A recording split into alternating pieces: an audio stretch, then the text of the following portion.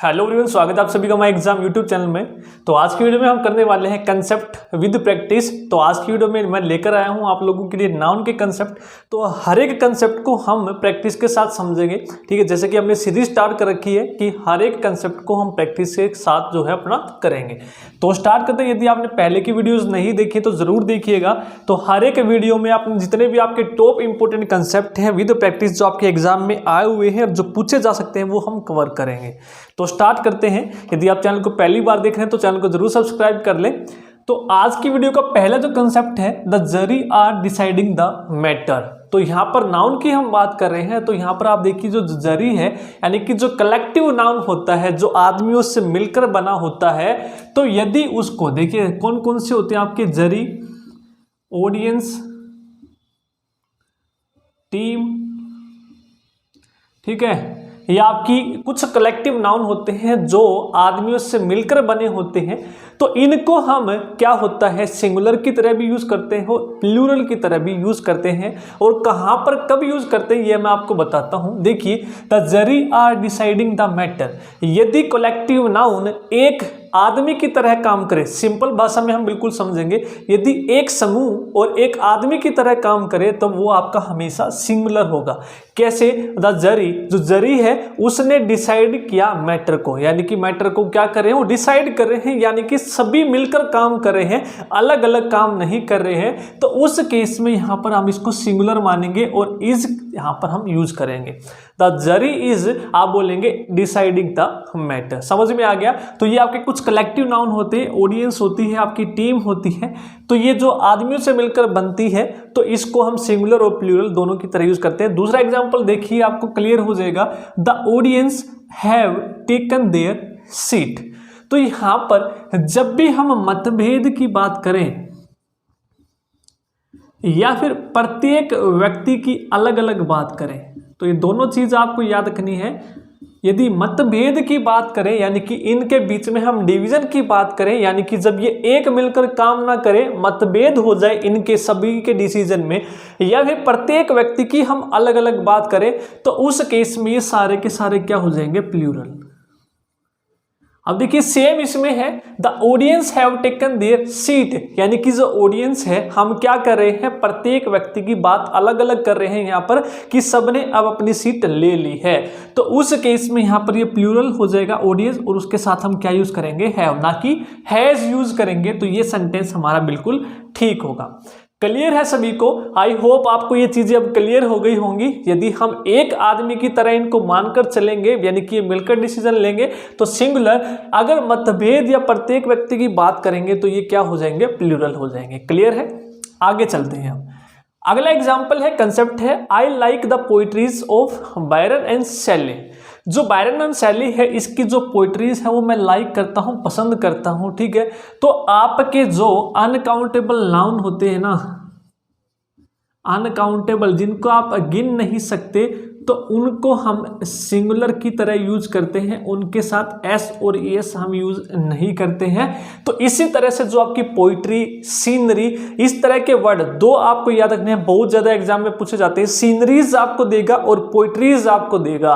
तो उस केस में यहां पर आपका एस आप यूज नहीं करेंगे, केवल आप बोलेंगे पोइट्री, पोइट्री, ठीक है। ये आप अनकाउंटेबल है और इसके साथ हम एस यूज नहीं करेंगे। और एक सीनरी वाला भी आपका पूछा जाता है, सीनरीज देकर एरर, तो वहां पर भी आपको सीनरी यूज करनी है, ध्यान रखना, क्योंकि वो अनकाउंटेबल है, आप उसके साथ एस और एस यूज नहीं करेंगे। अगला है, he was advised to take 2 spoonsful of medicine 2 times a day। यानी कि उसको एडवाइस किया गया कि उसको डेली जो है 2 स्पून लेनी है मेडिसिन की 2 times a day, यानी कि दिन में 2 बार। तो यहां पर देखिए ही वॉज एडवाइज्ड, ठीक है, पैसिव वॉइस है कि उसको एडवाइस किया गया, ठीक है। ये भी आपको ध्यान रखना, एडवाइस यहां पर एस ही आपका यूज होता है। कई बार आपको यहां पर सीई देकर दिया जाएगा एरर, ठीक है। एस ही यूज करेंगे जब आप किसी को क्या देते हो? एडवाइस देते हैं, तो उसको हम बोलते हैं एडवाइस। वर्ब की फॉर्म आपकी एस वाली होती है। टू टेक 2 स्पून, आप देखिए यहां पर 2 स्पून्स फुल नहीं होगा, तो यहां पर आप यूज करेंगे स्पून फुल्स, स्पूनफुल्स। जो आपका एस आएगा वो फुल के साथ आएगा। तो इसी तरह से आपको याद रखना है, कपफुल्स और स्पूनफुल्स होता है, ठीक है, स्पूनफुल्स। बाद में आप एस यूज करेंगे, दोनों आपके एग्जाम में दिए जाते हैं, कपफुल्स और स्पूनफुल्स। क्लियर है? तो ये सभी के सभी वो कंसेप्ट हैं आपके नाउन के जो बार बार एग्जाम में पूछे जाते हैं, चाहे आपका कोई भी एग्जाम हो। यहां से आपको ये कंसेप्ट जो आज की वीडियो में बताए जा रहे हैं, यहीं से ज्यादा आपके क्वेश्चन पूछे जाते हैं। नेक्स्ट देखिए, नेक्स्ट कंसेप्ट पढ़िए क्या है। Children are playing. सबसे पहले तो चिल्ड्रन जो है आपका क्या है, प्लूरल है, तो इसके साथ आर यूज किया है। आर प्लेइंग एंड मेकिंग, देखिए एंड से जोड़े गए हैं दोनों के दोनों, और दोनों आईएनजी फॉर्म में यूज किए हैं। ये भी कंसेप्ट आपको यूज करना है, याद रखना है। Children are playing and making, कई बार यहां पर आपको दे दिया जाएगा एंड मेक, ठीक है। यहां पर आप आईएनजी फॉर्म यूज करें और यहां पर आप एस और एस यूज करें हैं, जो कि गलत होगा। यदि आपने एंड से जोड़े हैं तो यहां पर आईएनजी है, तो यहां भी आईएनजी फॉर्म आप यूज करेंगे। तो children are playing and making मिसचीव्स as their holiday have started, यानी कि जो बच्चे हैं खेल रहे हैं और शरारत कर रहे हैं। क्यों? क्योंकि उनके जो छुट्टियां हैं वो शुरू हो चुकी हैं, ठीक है। हॉलीडेज हैं तो हॉलीडेज के साथ हैव स्टार्टेड, ठीक है, जो हॉलीडेज हैं वो स्टार्ट हो चुके हैं। तो यहां पर देखिए जो मिसचीफ होता है ना, वो आपका अनकाउंटेबल है। शरारत को आप गिन नहीं सकते कि एक शरारत की है उसने, दो शरारत की है, तीन शरारत की है, आप बोलते हैं केवल वो शरारत कर रहा है, ठीक है। तो यहां पर आप गिन नहीं सकते, तो इसके साथ एस यूज नहीं करेंगे, तो आप केवल बोलेंगे मिसचीफ, ठीक है। क्या बोलेंगे? मिसचीफ। ये आपको याद रखना है, ठीक है। आगे चलते हैं, नेक्स्ट है example. My cousin brother is a cheater and he cheats his family members and friends too. जो मेरा कजन ब्रदर है, जो मेरा भाई है, वो एक चीटर है और वो क्या करता है, ही चीट्स हिज फैमिली मेंबर, वो अपने फैमिली के सदस्यों को भी चीट करता है और मेरे दोस्तों को भी वो चीट करता है, यानी कि अपने दोस्तों को भी वो क्या करता है, चीट करता है, ठीक है। टू। अब देखिए कजन ब्रदर और कजन सिस्टर, कभी भी हम कजन के साथ ब्रदर और सिस्टर यूज नहीं करते, ठीक है। या तो आप ब्रदर बोलेंगे या सिस्टर बोलेंगे या फिर केवल और कजन यूज करेंगे। आप बोलेंगे सर पता कैसे चलेगा कि वो ब्रदर के बारे में बात कर रहा है या सिस्टर के बारे में बात कर रहा है?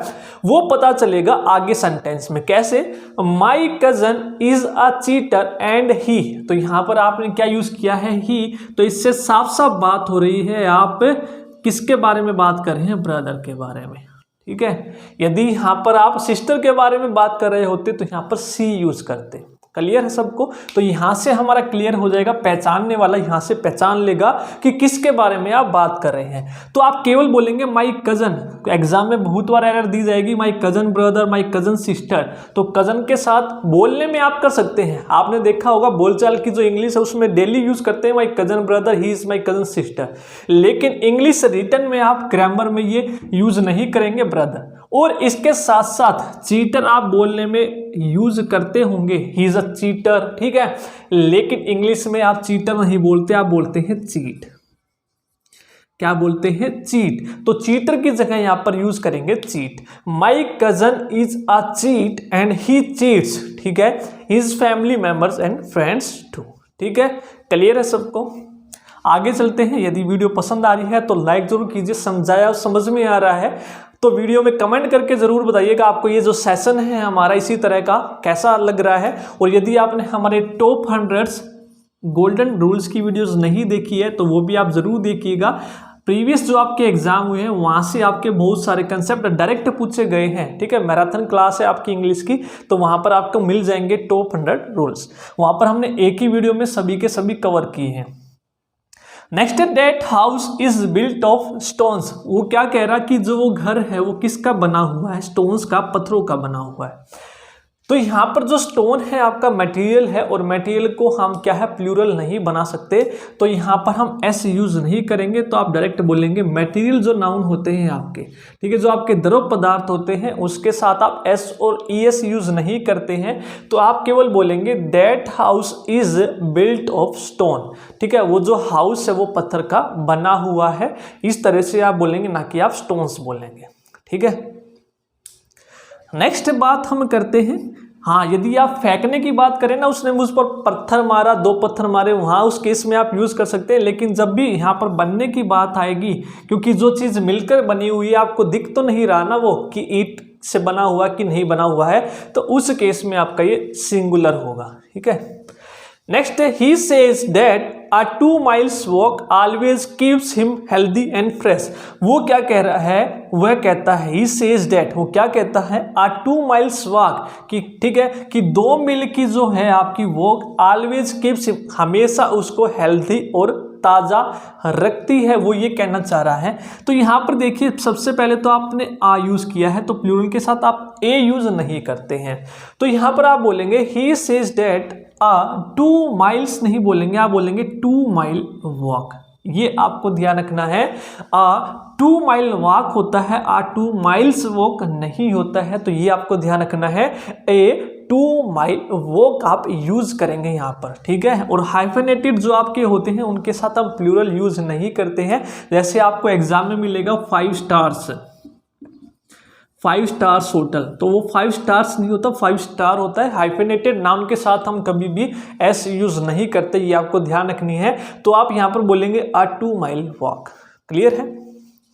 अगला है question, the beautiful surrounding of the place attracted a large number of tourist coming from abroad. वो क्या कहना चाह रहा है कि जो ब्यूटीफुल वातावरण है, जो खूबसूरत वातावरण है उस जगह का, वो अट्रैक्ट करता है टूरिस्ट को अपनी तरफ जो बाहर से आते हैं। ठीक है, तो यहाँ पर देखिए जो वातावरण है उसको हम बोलते हैं सराउंडिंग्स।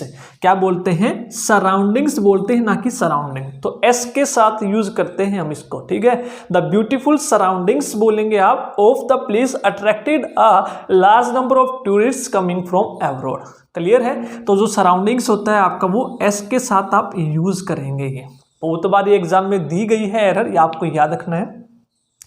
नेक्स्ट है the life of the rich. ठीक है, आप देखिए इससे पहले जो मैंने आपको कंसेप्ट सिखाया था, जो आपके एडजेक्टिव होते हैं ना उनके साथ यदि आप द यूज करते हैं तो वो कंप्लीट फैमिली को दिखाएंगे, कंप्लीट उस वर्ग की कंप्लीट फैमिली को दिखाएंगे। The life of the rich यानी कि जितने भी अमीर हैं, आपने द यूज कर लिया एडजेक्टिव के साथ। रिच क्या होता है, अमीर। अमीर क्या है, एक एडजेक्टिव है, उसके साथ आपने द यूज किया है, तो वो कंप्लीट फैमिली को दिखाएगा कि जितने भी अमीर हैं उनकी जो लाइफ है इज मोर लग्जीरियस। ठीक है, वो ज्यादा लग्जीरियस है किससे, than that of the poors. ठीक है, तो यहां पर देखिए द पुअर्स एडजेक्टिव आप द यूज कर रहे हैं, तो यहां पर एपोस्ट्रोफी एस यूज नहीं करेंगे। तो जितने भी गरीब हैं ये आप कहना चाह रहे हैं, तो आप डायरेक्ट बोलेंगे द पुअर्स, यानी कि जो अमीर हैं उनकी जो लाइफ है वो ज़्यादा लग्जीरियस है जो गरीब आदमी है उनसे। ये क्लियर है। तो यहाँ पर आपने रिच के साथ द यूज़ किया है, तो यहाँ भी पुअर के साथ द यूज़ करेंगे, एपोस्ट्रोफी एस यूज़ नहीं करेंगे। और ये ध्यान रखना है एडजेक्टिव के साथ द यूज़ करते हैं वो तो कंप्लीट वर्ग को दर्शाएगा वहाँ पर, तो जितने भी आपके गरीब हैं, जितने भी अमीर हैं। और कई बार यहाँ पर आपको दिया जाएगा केवल पुअर, तो आपको वहाँ पर द लगाना पड़ेगा, ये भी ध्यान रखना है। नेक्स्ट है the law of indexes proves very helpful in algebraic calculation, यानी कि जो इंडेक्सेस के जो लॉ हैं वो प्रूव्स हुए हैं, क्या वेरी मददगार हुए हैं, किसमें मददगार हुए हैं, जो एल्जेब्रिक कैलकुलेशंस हम करते हैं उसमें बहुत ही वो क्या होते हैं, हमारे हेल्पफुल होते हैं। वो क्या कहना चाह रहा है, आप देखिए लॉ ऑफ इंडेक्सेस नहीं होता है, तो वो होता है लॉ ऑफ इंडिसेस। जो इंडेक्स होता है, इंडेक्स का प्लूरल होता है इंडिसेस, तो यहां पर आप बोलेंगे द लॉ ऑफ इंडिसेस। क्या बोलेंगे आप, द लॉ ऑफ इंडिसेस बोलेंगे, ना कि आप बोलेंगे the law of indexes. Clear है, यहाँ पर आप यूज करेंगे इंडिसेस। आप सभी ने मैथ पढ़ा होगा, वहाँ पर आपने घातांक करनी पढ़ा होगा, तो उसी के लॉज के बारे में यहाँ पर बात कर रहे हैं कि वो क्या है, वेरी हेल्पफुल है एल्जेब्रिक कैलकुलेशन सोल्व करने में। ठीक है, अगला है ही नोज मैनी लैंग्वेजेस, वो जो है बहुत सारी भाषाएं जानता है, but the German and Chinese alphabet will be a problem for him. वो जानता है बहुत सारी लैंग्वेज, लेकिन जो जर्मन लैंग्वेज है और जो चाइनीज है वो क्या है, will be a problem for him, उसके लिए वो क्या होगी, प्रॉब्लम होगी, मुसीबत होगी, वो नहीं सीख पाएगा, ये कहना चाह रहा। अब देखिए ही नोज, ठीक है, मैनी लैंग्वेजेस, वो बहुत सारी भाषाएं जानता है, तो भाषाओं के लिए उसने लैंग्वेजेस यूज कर लिया, ठीक है। बट द जर्मन, लैंग्वेज के साथ उसने क्या किया है, the German. And the Chinese, Chinese के साथ उसने द यूज कर लिया। अब देखिए अल्फाबेट है ये, यहाँ पर वो वर्णमाला की बात नहीं कर रहा है। अल्फाबेट आप बोलते हैं वर्णमाला को, ये ध्यान रखना है। अल्फाबेट आप किसको बोलते हैं, वर्णमाला को। यहाँ पर हम बात कर रहे हैं भाषाओं की। जो चाइनीज भाषा है तो उसके लिए हम यूज करते हैं अल्फाबेट्स।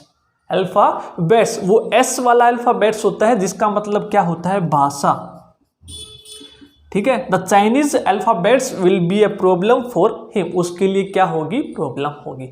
ये ध्यान रखना है। यहाँ पर कंसेप्ट था हमारा अल्फाबेट और अल्फाबेट्स का। अल्फाबेट होता है वर्णमाला इंग्लिश की, और आपकी अल्फाबेट्स होती है भाषा। क्लियर है, ये डाउट आपका क्लियर हो गया होगा।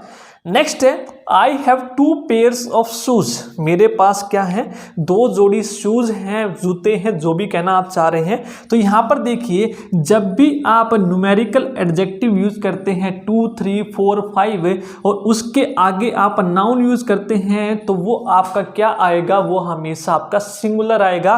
तो आप बोलेंगे I have 2 pair of shoes. यदि आपको वो प्लूरल में यूज करना है तो आप यूज करेंगे ऑफ के साथ, ठीक है, पेयर्स ऑफ शूज, इस तरह से आप बोलेंगे, ठीक है। पेयर्स ऑफ शूज आप बोलेंगे, ना कि आप बोलेंगे 2 पेयर्स। यदि आप गिनती यूज कर रहे हैं, सिंपल लैंग्वेज में सीखिए, यदि आप 1, 2, 3 इस तरह से यूज कर रहे हैं तो उसके बाद आप पेयर्स नहीं बोलेंगे, केवल बोलेंगे आप पेयर। तो यहां पर आप एस का यूज नहीं करेंगे। I have 2 pair of shoes. यदि आपको प्लूरल में यूज करना है तो आप बोलेंगे पेयर्स ऑफ शूज। तो इसी तरह से कुछ वर्ड हैं जैसे pair, score, SCORE, sorry score, gross, ठीक है, जैसे मिलियन, ये आपको लिख लेने हैं, डजन, 1000, 100, बिलियंस, स्टोन, ये सारे के सारे आपके क्या हैं, यदि इनके साथ आप नंबर यूज करते हैं 2, 3, 4 तो आप इनको सिंगुलर यूज करेंगे। ये आपको ध्यान रखना। जैसे आप बोलेंगे आई हैव, जैसे आप बोलेंगे आई हैव 2000 रुपीज, ठीक है, 2000 रुपीज, एस के साथ यूज नहीं करेंगे, आप डायरेक्ट बोलेंगे आई हैव 2000 रुपीज, ठीक है। ये नहीं बोलेंगे 2000 रुपीज। यदि आपको वो एस में यूज करना है तो ऑफ के साथ थाउजेंड्स ऑफ रुपीज, ठीक है। ये क्लियर हो गया होगा। तो ये वर्ड आपको लिख लेने हैं, pair, stone, score, gross, million, billion, 1000, dozen, 100, इनके साथ आप न्यूमेरिकल एडजेक्टिव यदि यूज करते हैं तो एस यूज नहीं करेंगे। क्लियर है। तो ये थे आपके कुछ कंसेप्ट आज की वीडियो के। इसी तरह से हम हर एक वीडियो में जितने भी आपके मोस्ट इंपोर्टेंट कंसेप्ट है वो सीखते रहेंगे। यदि आपको वीडियो पसंद आई तो लाइक जरूर कीजिएगा। नेक्स्ट वीडियो में मिलेंगे कुछ मजेदार कंसेप्ट के साथ। Thank you.